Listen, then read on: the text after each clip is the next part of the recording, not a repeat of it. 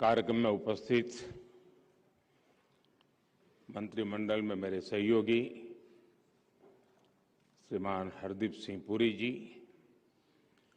राज्य मंत्री श्रीमान कौशल किशोर जी, मीनाक्षी लेखी जी, दिल्ली के उपराज्यपाल श्री विनय कुमार सक्सेना जी,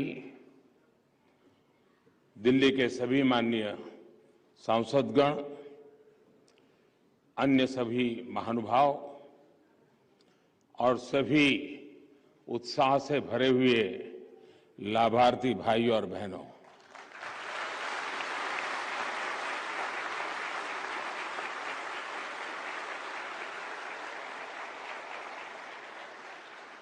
विज्ञान भवन में कार्यक्रम तो बहुत होते हैं, कोट पैंट टाई वाले भी बहुत लोग होते हैं,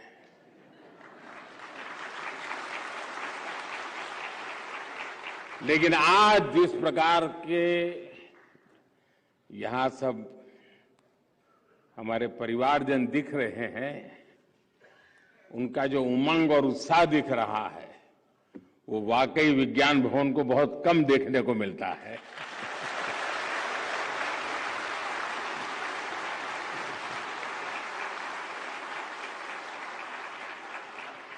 आज दिल्ली के सैकड़ों परिवारों के लिए, हजारों गरीब हमारे भाई बहनों के लिए ये बहुत बड़ा दिन है। वर्षों से जो परिवार दिल्ली की झुग्गियों में रह रहे थे, आज उनके लिए एक प्रकार से जीवन की नई शुरुआत होने जा रही है।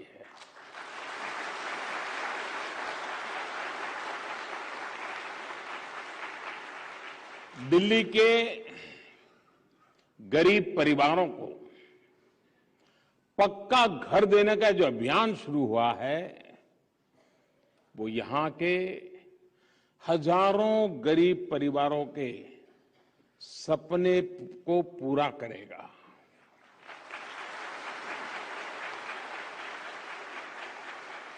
आज यहां सैकड़ों लाभार्थियों को उनके घर की चाबी मिली है और मुझे जिन 4-5 परिवारों से मिलने का मौका मिला, मैं देख रहा था उनके चेहरे पर जो खुशी, जो संतोष और वो कुछ न कुछ भाव अपने व्यक्त करते थे। वो भीतर का जो आनंद था वो प्रकट हो रहा था, एक संतोष उनके चेहरे पर महक रहा था। अकेले कालकाजी एक्सटेंशन के फर्स्ट फेज में ही 3000 से ज्यादा घर बनकर तैयार कर लिए गए हैं और बहुत ही जल्द यहां रह रहे दूसरे परिवारों को भी गृह प्रवेश का मौका मिलेगा। मुझे विश्वास है आने वाले समय में भारत सरकार द्वारा किए जा रहे ये प्रयास दिल्ली को एक आदर्श शहर बनाने में बड़ी भूमिका निभाएंगे। साथियों, दिल्ली जैसे बड़े शहरों में हम जो विकास देखते हैं, बड़े सपने और ऊंचाइयां देखते हैं, उनकी नींव में मेरे इन गरीब भाई बहनों की मेहनत है, उनका पसीना है, उनका परिश्रम है। लेकिन दुर्भाग्य देखिए, सच्चाई ये भी है कि शहरों के विकास में जिन गरीबों का खून पसीना लगता है, वो उसी शहर में बदहाली की जिंदगी जीने को मजबूर होते रहे हैं।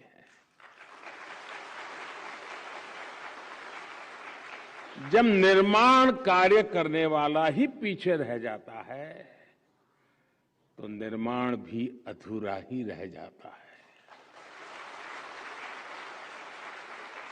और इसलिए बीते 7 दशकों में हमारे शहर समग्र विकास से, संतुलित विकास से, होलिस्टिक डेवलपमेंट से वंचित रह गए।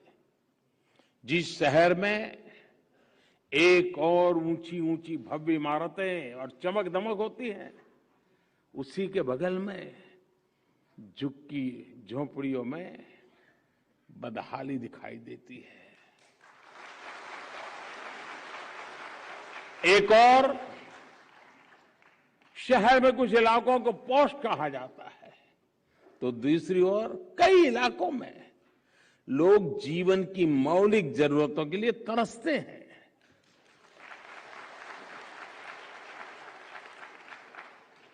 जब एक ही शहर में इतनी असमानता हो, इतना भेदभाव हो, तो समग्र विकास की कल्पना कैसे की जा सकती है? आजादी के अमृत काल में हमें इस खाई को पाटना ही होगा और इसलिए ही आज देश सबका साथ, सबका विकास, सबका विश्वास और सबका प्रयास इस मंत्र पर चलकर सबके उत्थान के लिए प्रयास कर रहा है। साथियों, दशकों तक देश में जो व्यवस्था रही उसमें ये सोच बन गई थी कि गरीबी केवल गरीब की समस्या है, लेकिन आज देश में जो सरकार है वो गरीब की सरकार है, इसलिए वो गरीब को अपने हाल पर नहीं छोड़ सकती।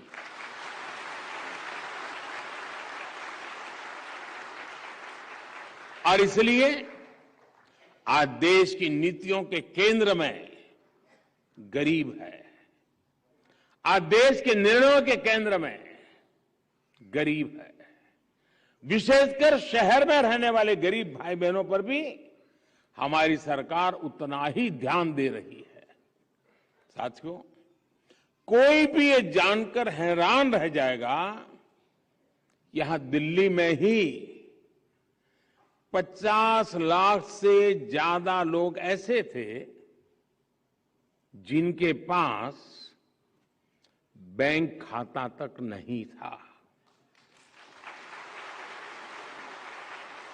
ये लोग भारत की बैंकिंग व्यवस्था से नहीं जुड़े थे, बैंकों से मिलने वाले हर लाभ से वो वंचित थे। बल्कि सच्चाई ये भी थी कि गरीब बैंक के दरवाजे तक जाने से डरता था। ये लोग दिल्ली में थे, लेकिन दिल्ली इनके लिए बहुत दूर था।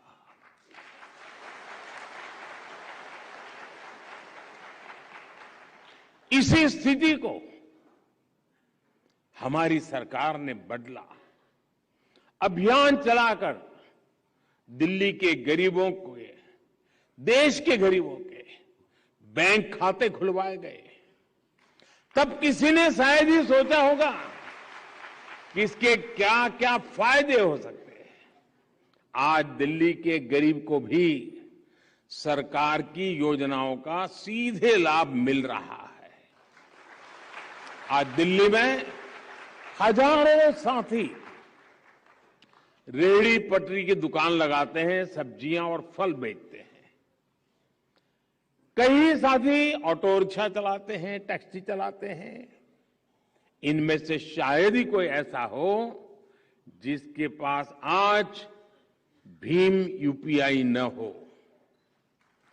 पैसे सीधे मोबाइल पर आते हैं, मोबाइल से पेमेंट भी हो जाता है।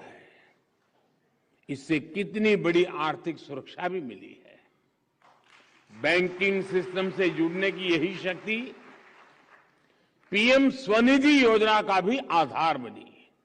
इस योजना के तहत शहर में रहने वाले हमारे रेहड़ी पटरी वाले भाई और बहनों को अपना काम आगे बढ़ाने के लिए आर्थिक सहायता दी जा रही है। और मुझे खुशी है कि दिल्ली के भी 50,000 से ज्यादा रेहड़ी पटरी वाले मेरे भाई बहन ने स्वनिधि योजना का लाभ उठाया है। इसके अलावा मुद्रा योजना के तहत बिना गारंटी दी गई 30,000 करोड़ रुपए से ज्यादा की सहायता भी दिल्ली के छोटे उद्यमियों की काफी मदद की है।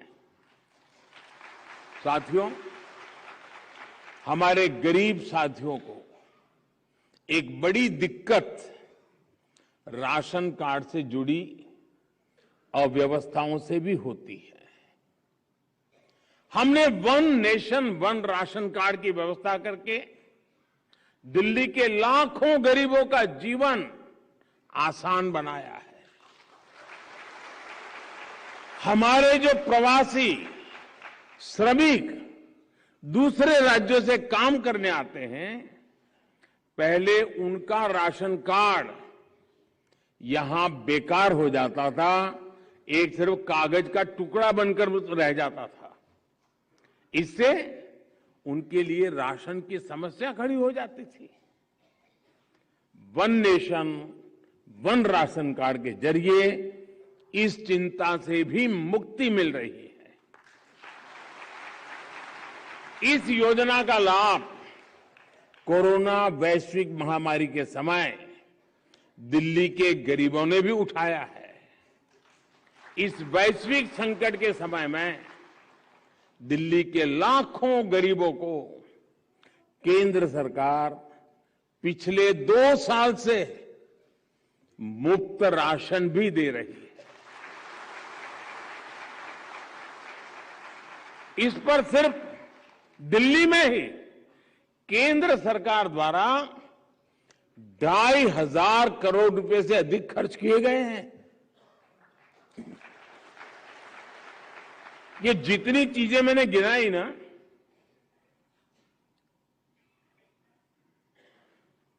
आप बताइए कितने रुपयों की मुझे एडवर्टाइजमेंट देनी चाहिए थी? कितने अखबार के पेज भरे पड़े, अखबार में मोटी फोटो चमकती हो, और कितने दे देते? इतना सारा काम मैं अभी जो गिना रहा हूं, अभी तो बहुत कम गिना रहा हूं, वरना समय बहुत ज्यादा चला जाएगा। क्योंकि हम आपकी जिंदगी में बदलाव लाने के लिए जीते हैं।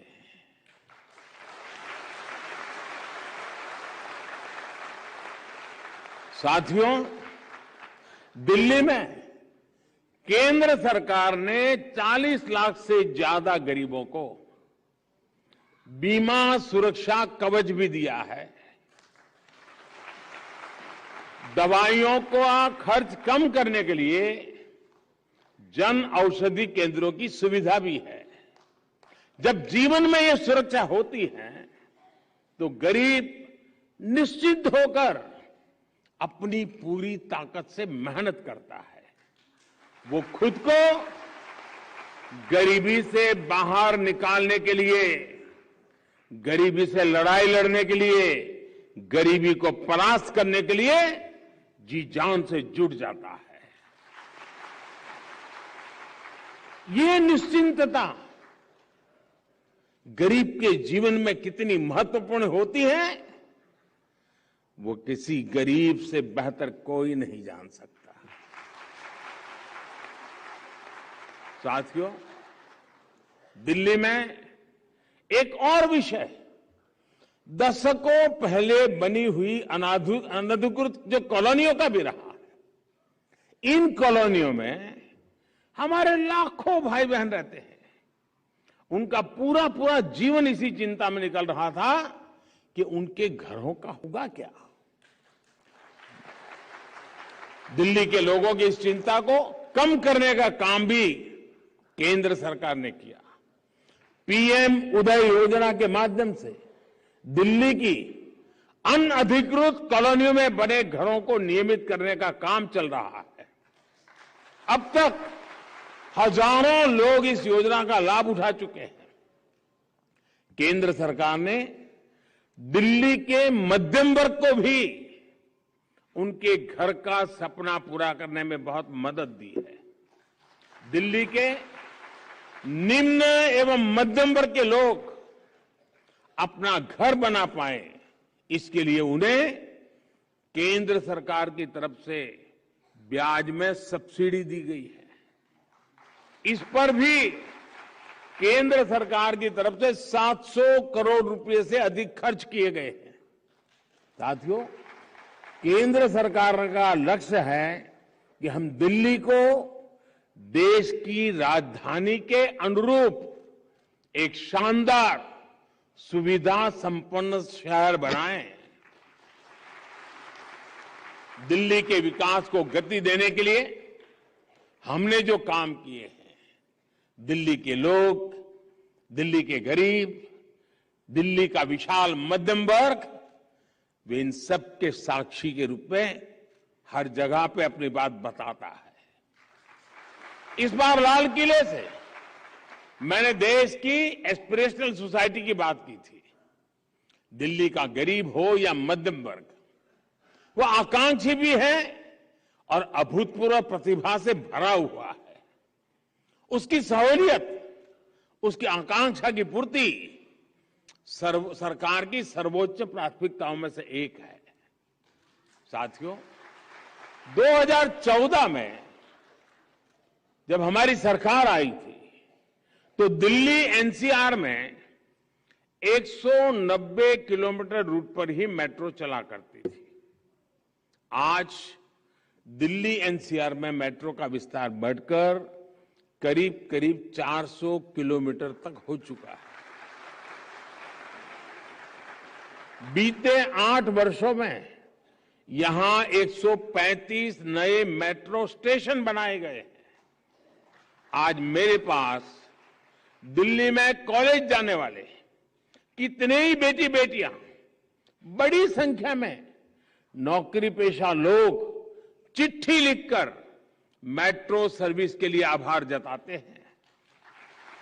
मेट्रो की सुविधा का विस्तार होने से हर रोज उनके पैसे भी बच रहे हैं और समय की भी बचत हो रही है। दिल्ली को ट्रैफिक कंजेशन से राहत दिलाने के लिए भारत सरकार द्वारा 50,000 करोड़ रुपए के निवेश से सड़कों को चौड़ा किया जा रहा है, आधुनिक बनाया जा रहा है।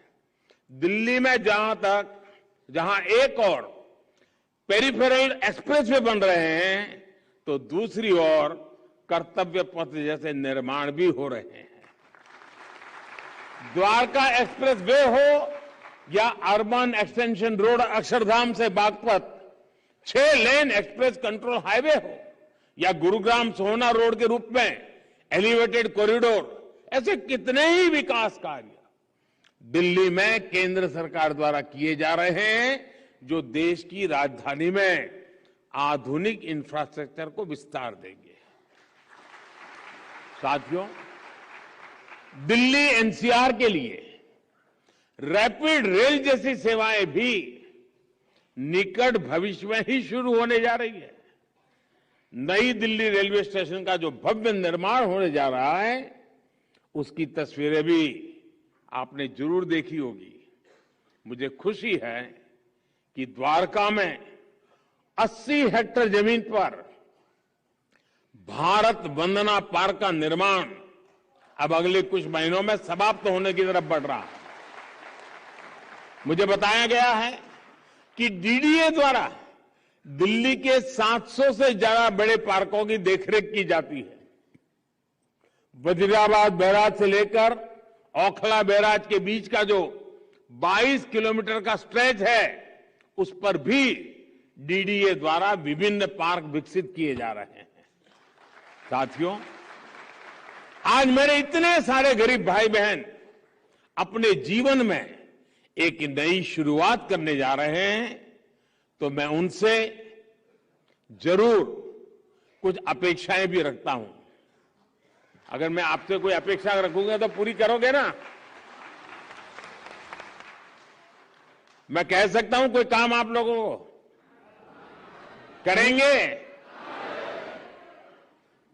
फिर भूल जाएंगे? नहीं भूल जाएंगे। अच्छा, भारत सरकार करोड़ों की संख्या में गरीबों के लिए घर बना रही है, घर में नल से जल दे रही है, बिजली का कनेक्शन दे रही है, माताओं बहनों को बिना धुएं को खाना बनाने की सहूलियत मिले, इसके लिए उज्ज्वला सिलेंडर भी मिल रहा है। इन सुविधाओं के बीच हमें ये बात पक्की करनी है कि हम अपने घर में एलईडी बल्ब का ही उपयोग करेंगे।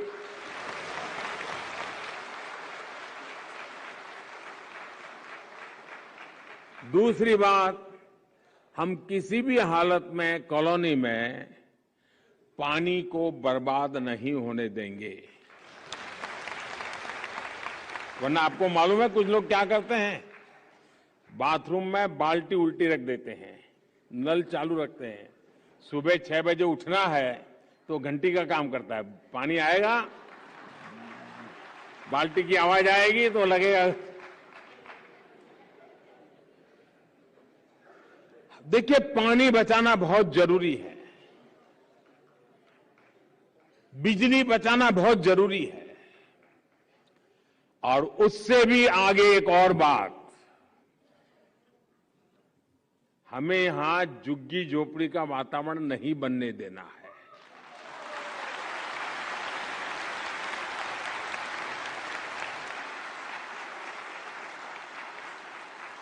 हमारी कॉलोनी स्वच्छ हो, सुंदर हो, स्वच्छता का वातावरण हो। और मैं तो कहूंगा कि आप ही लोग अपनी कॉलोनी में टावर के बीच में स्पर्धा कीजिए, हर महीने स्पर्धा, कौन सा टावर सबसे ज्यादा स्वच्छ है।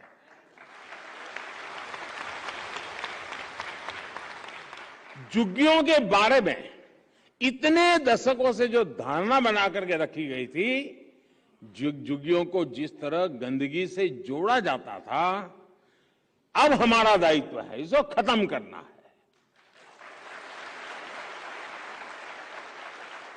मुझे विश्वास है आप सभी लोग दिल्ली और देश के विकास में इसी तरह अपनी भूमिका निभाते रहें। दिल्ली के हर नागरिक के योगदान से दिल्ली और देश के विकास की यात्रा बिना रुके आगे बढ़ती रहेगी। इसी विश्वास के साथ आप सभी को एक बार फिर बहुत बहुत शुभकामनाएं, बहुत बहुत बधाई, बहुत बहुत धन्यवाद।